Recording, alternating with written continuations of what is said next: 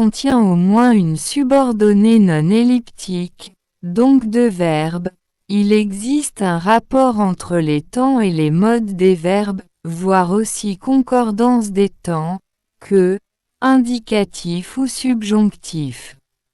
Les modes conditionnels, indicatifs, subjonctifs dépendent très souvent du sens du verbe de la principale, parfois des noms, des adjectifs ou expressions. Le verbe de la subordonnée dépend aussi fréquemment de la conjonction qu'il introduit. On classe les propositions subordonnées d'après les fonctions qu'elles remplissent dans la phrase.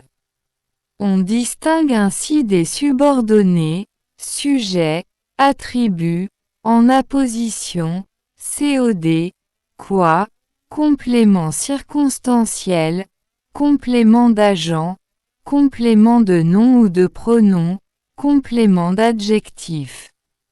Voire, pour les subordonnées sujets, COD, quoi, que, indicatif ou subjonctif. Les subordonnées circonstancielles se divisent à leur tour en nombreuses catégories selon les conjonctions qui les introduisent. Circonstanciel de temps, subjonctif avec, avant que, en attendant que, jusqu'à ce que.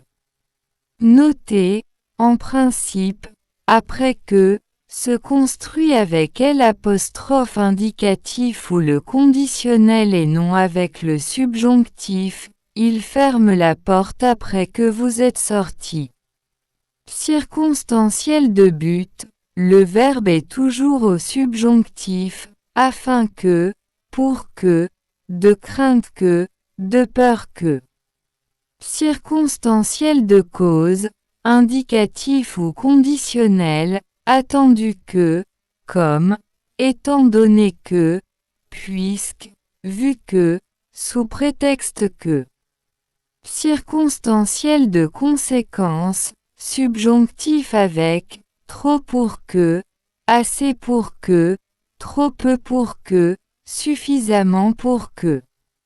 Circonstanciel d'opposition, subjonctif, au lieu que, bien que, encore que, malgré que, quoique, ou que, quelque, point que, quoique. Circonstanciel de condition, au subjonctif avec toutes les locutions composées avec que, à condition que, à moins que, en admettant que, pour peu que, pourvu que, soit que, supposé que, etc.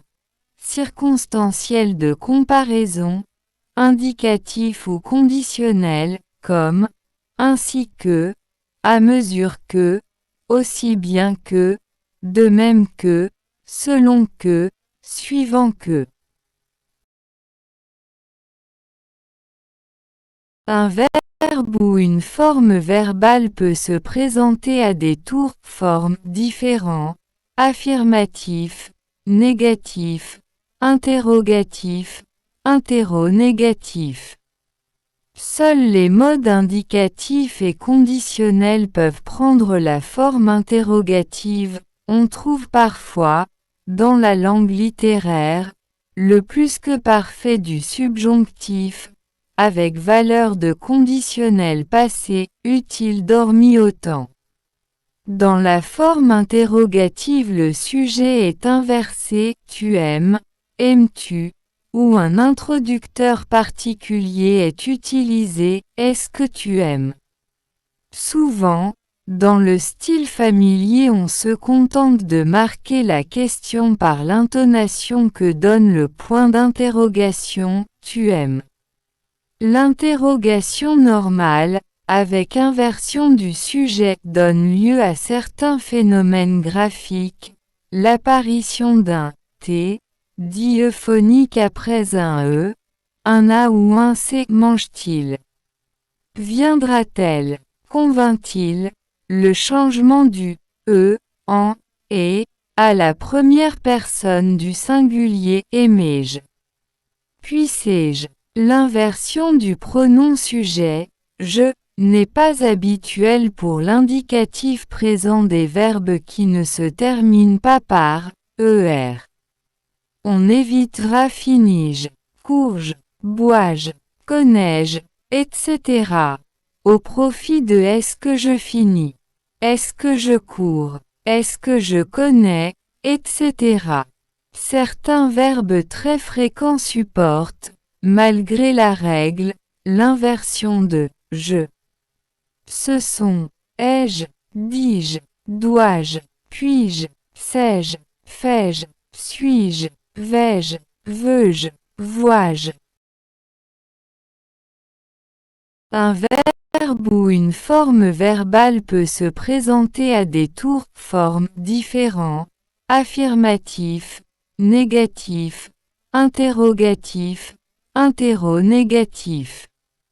Seuls les modes indicatifs et conditionnels peuvent prendre la forme interrogative. On trouve parfois, dans la langue littéraire, le plus que parfait du subjonctif, avec valeur de conditionnel passé, utile dormi autant. Dans la forme interrogative le sujet est inversé, tu aimes, aimes-tu, ou un introducteur particulier est utilisé, est-ce que tu aimes? Souvent, dans le style familier on se contente de marquer la question par l'intonation que donne le point d'interrogation, tu aimes?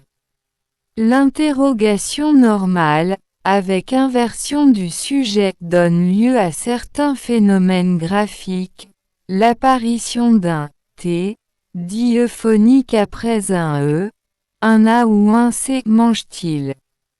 Viendra-t-elle? Convainc-il? Le changement du « e » en « et » à la première personne du singulier « aimais-je ».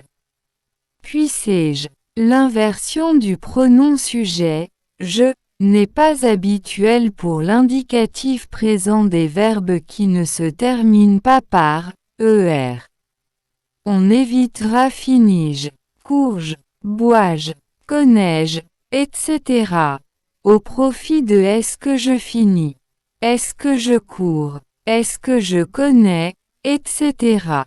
Certains verbes très fréquents supportent, malgré la règle, l'inversion de je. Ce sont ai-je, dis-je, dois-je, puis-je, sais-je, fais-je, suis-je, vais-je, veux-je, vois-je.